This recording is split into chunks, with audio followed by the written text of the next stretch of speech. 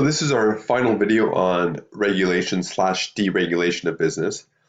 And as we discussed in our last video, there are definite costs associated with regulating or intervening in the market. And the key here is balancing those benefits and those costs. So regulatory intervention must balance the anticipated improvements in the market outcomes against the economic cost of regulation. Sometimes those costs exceed the benefits. And in that case, then deregulation is the way to go. So the push to deregulate is basically driven by two concerns. One, the inefficiencies that regulation imposes on the market or society, and advancing technology destroy the basis of a natural monopoly. This is another way of phrasing the second one is, it may have been wise to regulate earlier, but something has changed in the market, something has changed in the global environment where regulation is no longer needed. So therefore you can improve outcomes by deregulating.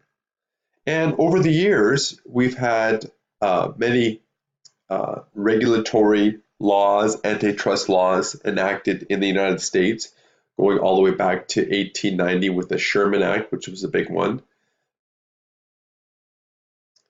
And so most people agree that things, anti-competitive behavior, let's say like price fixing, should be illegal because that imposes a terrible cost on society.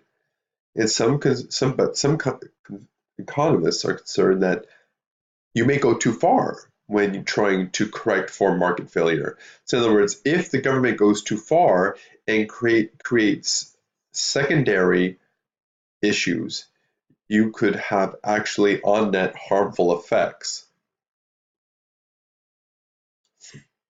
So if you wanted to, let's say, stop two businesses from price fixing, first of all, it's very difficult to prove it because you would have to catch them in the act. Well, there was one famous case where this was actually happened.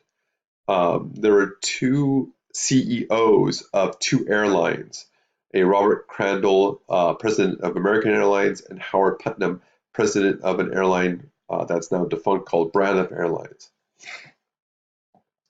And one of the two CEOs taped their phone call, and this is the actual text from the phone call. Now there's some swear words in here, but you could see one of the CEOs, Crandall, was basically saying, "Look, I think it's really stupid for us to compete based upon price."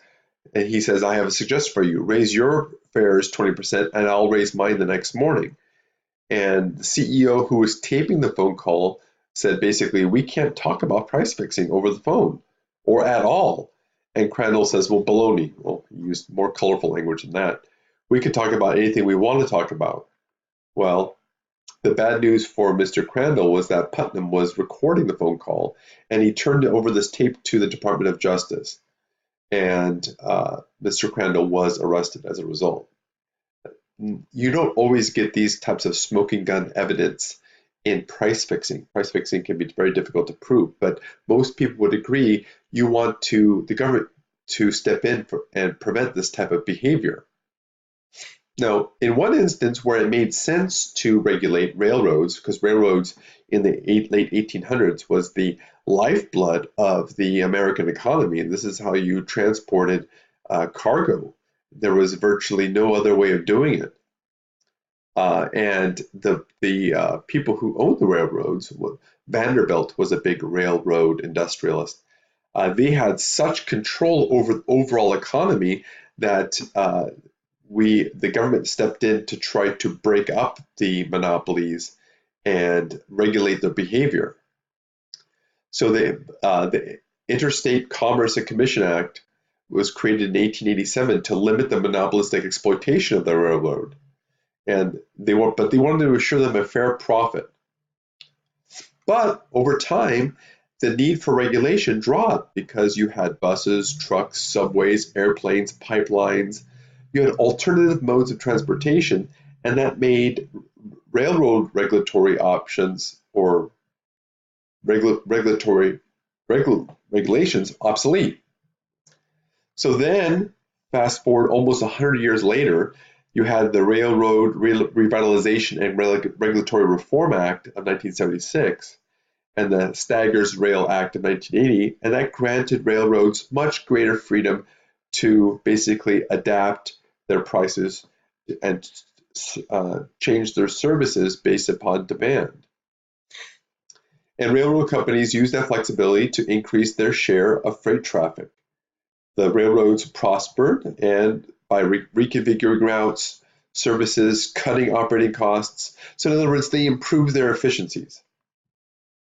And after the deregulation between 1986 and 1993, the average cost of moving freight actually dropped by a whopping 69%. So, and after a series of mergers and acquisitions, the top 4 railroads moved nearly 90% of all freight traffic. So, in kind of a contradictory sense, the railroads, the market concentrated, but efficiencies increased. Some firms held near monopoly positions in some routes. But look at the statistics here. You could see over time, rail freight of fruits and vegetables dropped. Then you deregulated, and they had greater flexibility, and they could adapt more effectively to changing markets, and their rail freight actually increased. Now, there have been some mistakes in deregulation. California was a great example. California legislation stripped local utilities of their production capacity. So PG&E, Pacific Gas and Electric, used to produce and deliver electricity and power. Well, in the 2000s, they were stripped of that production capacity. So basically, they had to sell off their power production plants, and then they had to buy that electricity from them wholesale and send it to homes retail. But in the retail market, a ceiling was placed that put a cap on how high prices can go, but there was no cap on the wholesale market. So what happened was prices were regulated in the product market, but prices were unregulated in the factors market.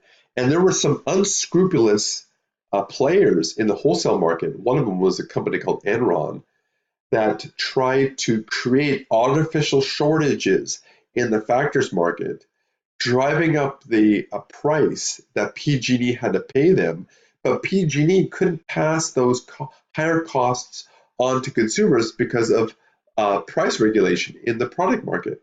And as a result, PG&E went bankrupt. So that's an example of poor deregulation. So like I said, when wholesale prices rose sharply in 2000, many California utilities declared bankruptcy because of retail prices were fixed at the retail level. So other states and counties have demonstrated how deregulation can generate much better results, but it all depends upon how you do it.